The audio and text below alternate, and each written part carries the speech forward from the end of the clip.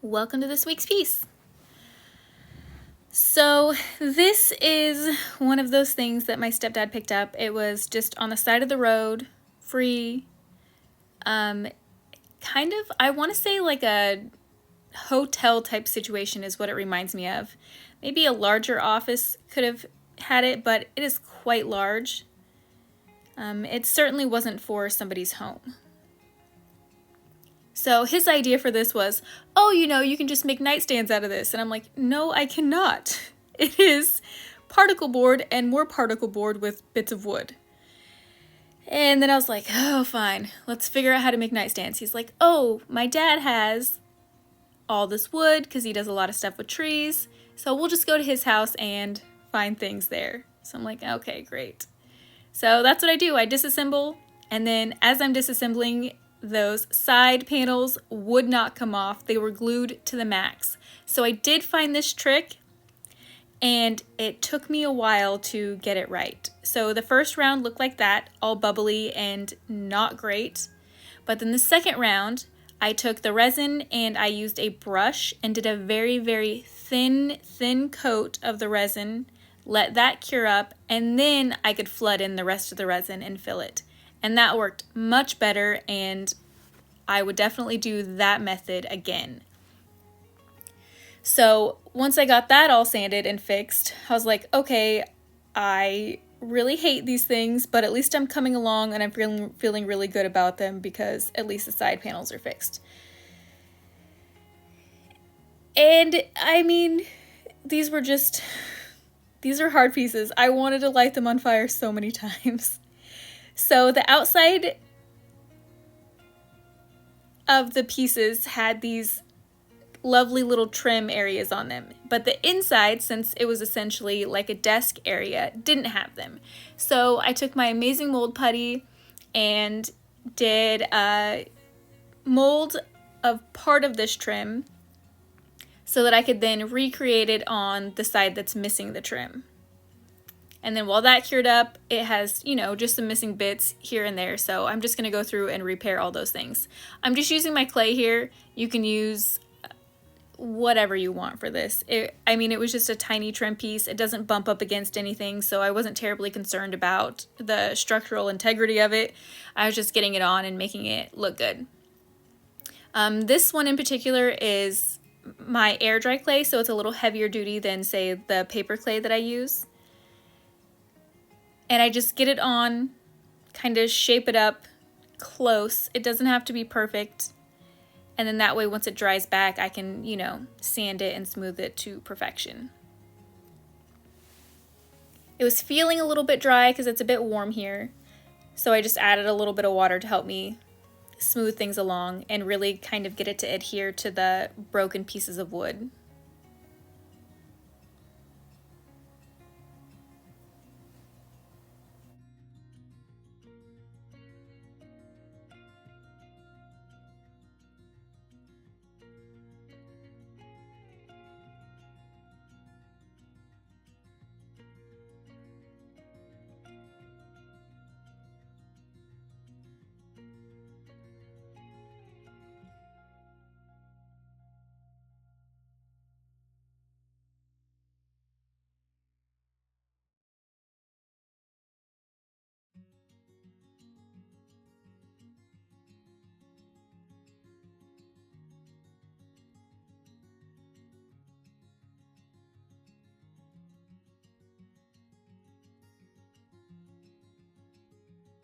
And about the time I was finished with that, I knew that my mold would be fine to release off the trim, and I could then fill it with the same clay and create the frame along the other side of the piece.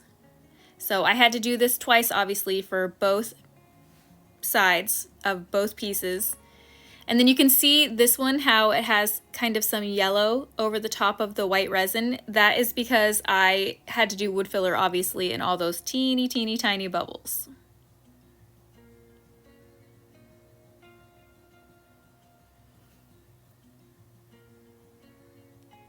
So with this, it's kind of imperfect because I'm doing it with clay. I didn't do it with resin because I didn't block up the ends, and I knew the thing would be kind of bendy anyway, so I just did it with clay because it's a little bit easier to kind of mush around and move. And then once I got it on there all glued down, I could go in and fill any areas that I needed to fill and smooth out any areas that needed smoothing.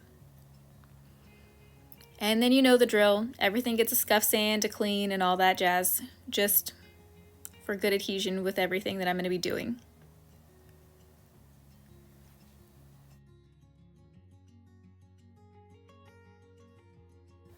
So for my base coat, I'm going in with black. I knew I wanted these to be dark and kind of swirly. I wanted them to have like, not necessarily an oil slick look, but a very dark but with color blended kind of everywhere.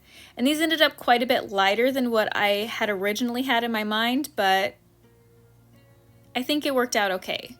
But I do like that I had the black base coat. So here are the colors that I chose to add on. And then for the black, for the rest of it, I mixed it with a little bit of Iron Gate, and that was then my base color for the blending in of all of the other colors. So this color is a little darker than Iron Gate and obviously quite a bit lighter than the black. When I do my blends like this, I'm working in smaller areas because they are just kind of the foggy, cloudy, stormy blends. So I'll work in this small area with my base color, and then I can go in with the individual colors. I usually use my small round brushes, and I will just roughly blend them in, and it's very kind of all over the place. You start out wherever you want the most impact with the color, that's where you hit first, and then you blend out all of the edges.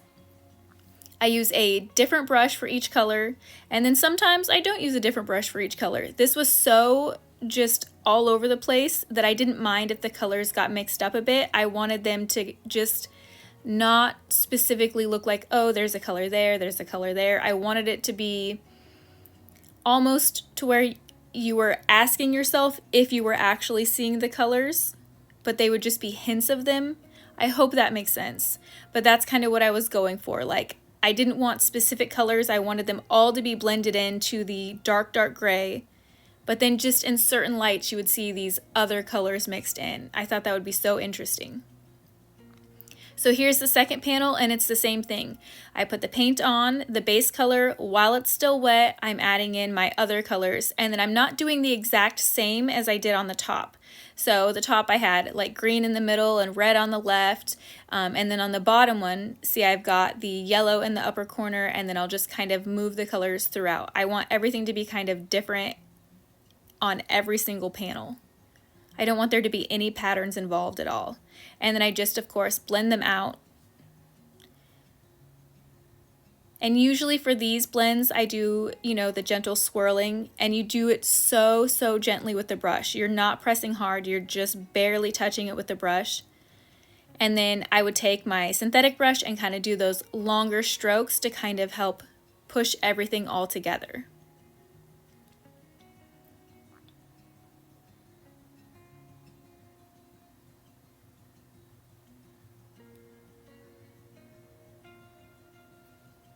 So this is essentially what I do to the entire thing. The front, the sides, and on both pieces, it's the same drill. I did not mimic the pattern on this one. On the other one, everything was random. There was no rhyme or reason. It just, whatever color I felt like using in a spot, that's the color that I did.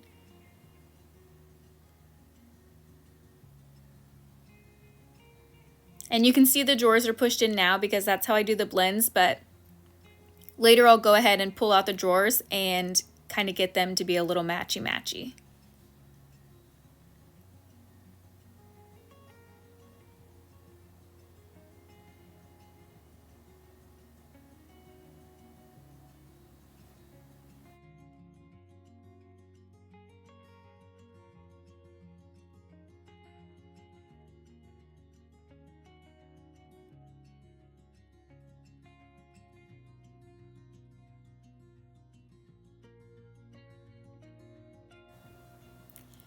So here's the wood that I picked up. This is actually old flooring. It is walnut flooring that his company was just playing around with. They decided not to go with it because the cost to manufacture it would never have been, it wouldn't have worked out. So we just had this stuff lying around, and I conveniently got to go pick some up, and I was just incredibly grateful for this because it's beautiful. It's just beautiful. It's a blonde walnut, and so here I'm just pushing them together and I'm checking out the grain patterns and seeing how I like them, if I want to move them around, what pieces I want to use. These were a little difficult to work with only because the bottoms had these grooves on them for the glue to be put down.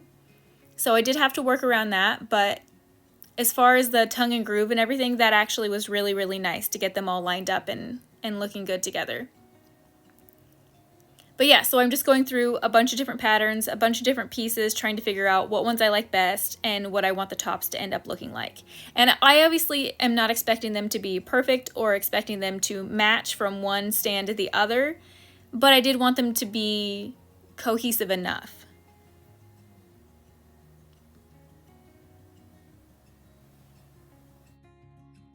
And once I got something that I really liked, I went through and made marks to cut. So this isn't my final cut. This is just getting it to the size that I want to work with so I can do my glue up. And that's all that I'm doing here. This is just a little track. It has little clamps on it and you can use a saw to cut a straight line with it. So that's all I'm doing here. And this is oversized, like I said, not where I want it to be, but it's gonna give me a good piece to glue up and make sure that the edges are good and straight.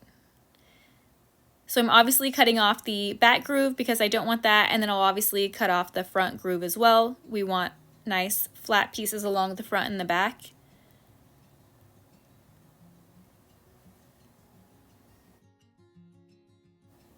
And then it's the same drill for the second one. I'm just going through, picking out the pieces that I like and making sure that I like the way that they sit together.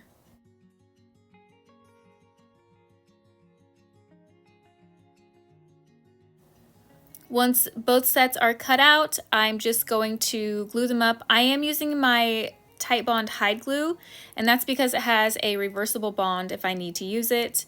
And then of course I clamp them all together, and then I use the boards on either ends, top and bottom, and clamp those down to make sure that it keeps everything from bowing. I'll let that cure up overnight, and then I can go ahead and start getting the actual measurements that I want to cut these down to.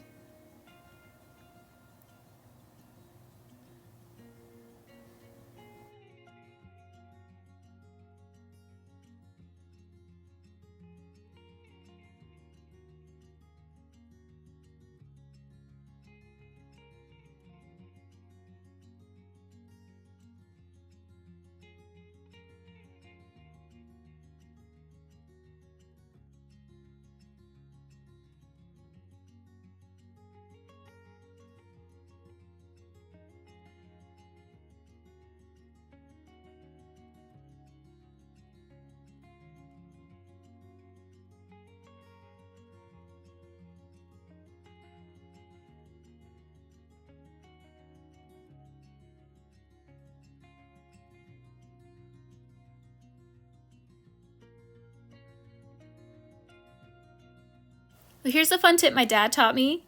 It's when you are making your marks, you don't want to do one line. You actually want to make that little V, and you do the point of the V right at the number because that is the specific point that you got your measurement from. If you do a line, it can kind of get a little wonky sometimes. So anyways, I thought I'd share that because it was something my dad taught me a long time ago. So now I'm just using that same track to get straight lines, and I'm going to use a circular saw. The table saw blade was making me upset. So circular saw it was, and even that blade also was making me upset. You can see the smoking. I was like, nothing is sharp. It's fine. I told my stepdad, so he can upgrade his equipment now. He probably hates me.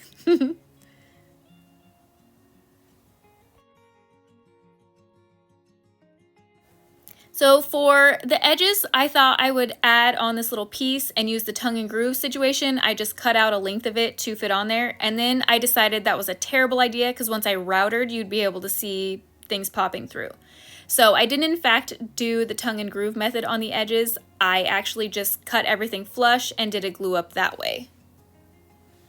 And this is just me cutting strips off of other planks and using those. So I did about 1/2 inch strips along each board, and then I would use them to glue along the side edges so that I had something to router there as well. Like I said, you can see the grooves on the bottom, and I wanted those gone. Now back to the nightstands. So for my ceiling coat, I wanted these to be a sheer metallic over the top of everything that I've already done. So I took a little bit of blue, a little bit of my white pearl metallic paint that I always use as a base, and then obviously my Chalk Mountain Satin Poly. I mixed those all together, and it gave me a bit of gray, because I did add a little bit of gray paint. So it's like a gray pewterish type metallic situation, and I loved the color. However, I was deciding on how I wanted to apply it, because when you do this, you can obviously see brush strokes. So on this one, I tried doing just kind of back and forth, up and down, like this long, smooth brush strokes, and I ended up not liking it at all. So I ended up changing techniques, and I decided to do the not the synthetic brush. I decided to do my round brush and do these swirling motions all over it. And I really liked the way that that looked, because it just kind of enhanced the cloudy effect that I was doing with the blend in the metallics. And then you can't really see brush strokes. It just kind of looks like this crazy swirly awesomeness. This I had to keep very wet as I was going and work in thin layers, because it wants to dry really, really fast with the metallic paint and with the satin poly in there. So that's something to note. You're going to want to make sure that you're working very quickly, and you want to keep things pretty wet.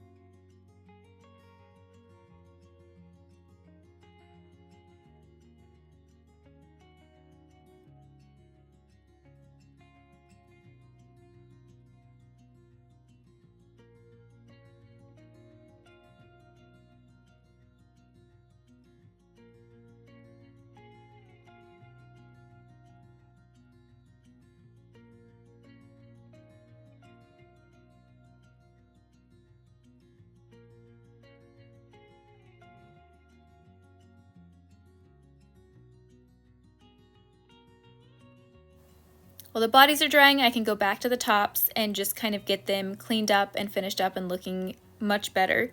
So I'm cutting off the very ends of the trim pieces. I just use my pull saw for that because it's easy and I love that tool so much. And then I've got to get these things looking just perfect. So I'm taking a planer. This is an electric planer. Man, this thing is awesome. These were obviously too big to fit through my stand planer, so I just used the hand planer and went through and cleaned everything up, made sure all the boards were perfectly flush, and man, I mean, you can just see how, oh, it's so beautiful. But yeah, I don't have one of these. This was my stepdad's, and I really, really liked using it, so I'm going to add it to my list of all the things that I want.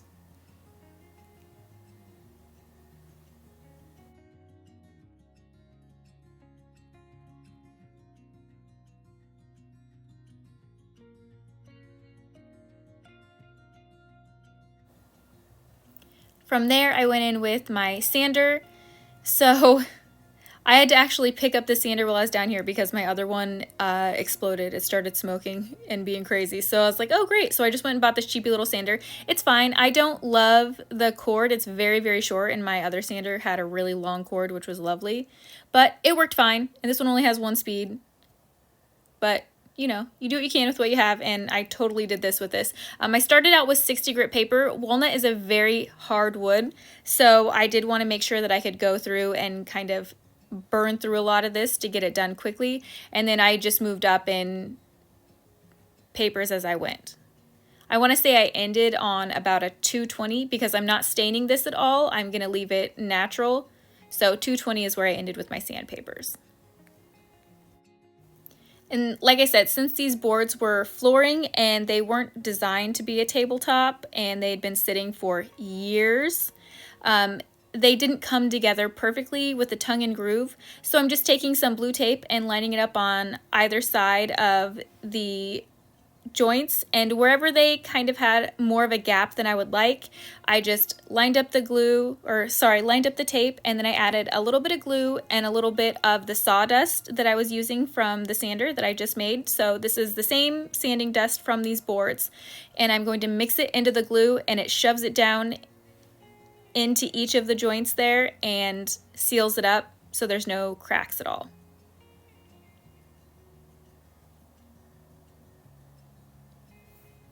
And that way I don't have to clean glue off of the surface of the wood because the tape protects everything there. And when I go through to sand, it just sands off that little line of glue. You don't have to use the tape, but it does make your cleanup process a lot easier. And like I said, much less to sand.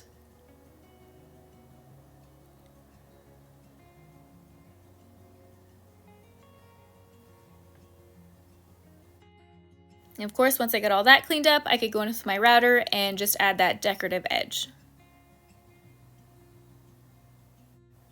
I have a large router, but one of you guys got me this little trim router, and I think it is the greatest thing ever because it is so easy to see. It's a little harder to see on the large router, but this thing has the clear base and it's very small and just so handy. So thank you again. You were anonymous, but I just want you to know I really appreciate it. It's very kind.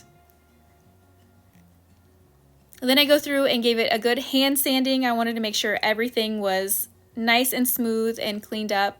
And then I just added semi-gloss. I wanted these to be a little bit shinier than what I typically do with my Satin Poly. So the base has Satin Poly, but the tops I wanted them to be a little shinier. And because they're nightstands, they'll have a little bit more protection. And that was a water-based poly, so I'm going in and I'm hand sanding again. I did this 3 different times because it did raise the grain. This is raw wood, so it really absorbed all the liquid in that.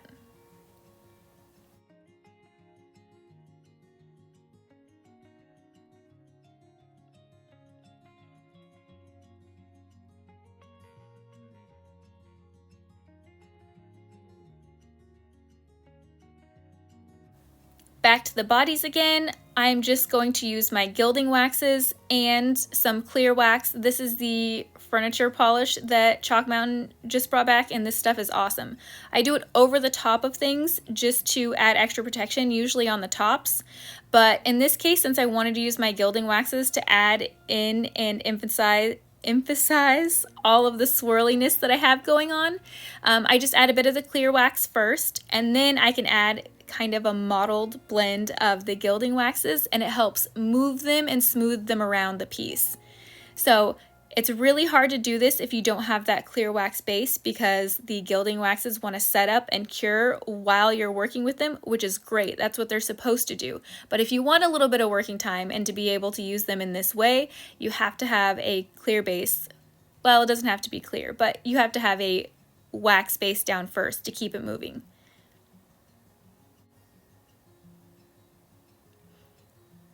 And here I'm just taking off some with the cloth. I want it to be on there, but I don't want it to be overwhelming. I still want to be able to see the hues that I had in the original paint. Like, I want this to just be so many layers of depth and texture and all the things. I wanted to have so many different things going on, but in a subtle way. Oh hi, Taryn here with Elegant Upgrades, and we've got our finished pieces. So they're looking a little different because I have light coming in from this way and not coming in from this side, so you can see how it changes in different lights with all the reflective stuff that we did with the gilding waxes. I've done this before on a whole bedroom set, and I will link that video below if you want to see another way to do that. It's super easy. The only thing about doing it that way is since you have to use the clear wax and the gilding waxes to blend everything, it takes a bit longer for it to actually cure up and not move around. So you do kind of have to set it and forget it for a bit of time. It obviously depends on climate, temperature, all that, so you have to be the judge of that. one was sitting for about 2 days and it was fine, and the other one was sitting about 1 day and it was not fine. So you can also buff out like the fingerprints if you get any of those with like a wax brush, and you won't have any issues once you just don't touch it and let it sit. As far as everything else, the resin fix on the sides is something I totally recommend if you do it the right way, where you do the very thin coat. That worked out well. Do not just pour it in, it will create bubbles and you'll have to fix all of those later, which is garbage. So I do recommend that for quick fixes. For this set, it was so much that it cost to me way too much money these wouldn't have been worth it. I mean, I would not have picked this situation. But if there's a small fix with the particle board and everything, I think resin is an absolutely wonderful way to go, because it does. It totally fixes it. There's no bubbles, anything like that. I don't like using wood filler on it. It's not one of my favorite things. So this worked out really well. I also used it for the underside of these because there was some water damage, which I didn't show, but it was essentially the same process, so I didn't want to bore you. And then, yeah, the tops I just got super lucky on, because my stepdad's dad had all kinds of wood, because that's what he does. So I got to pick up these flooring pieces. It's not ideal because of the wavy bottoms, but I think they look really, really pretty, and I'm very pleased with them. So, I mean, overall, I think they look awesome. And if my brother doesn't end up taking these, I think I might keep them for myself. So thank you all so much for watching. These were a hot mess, so it took a real long time to do these ones, but I will see you guys next week.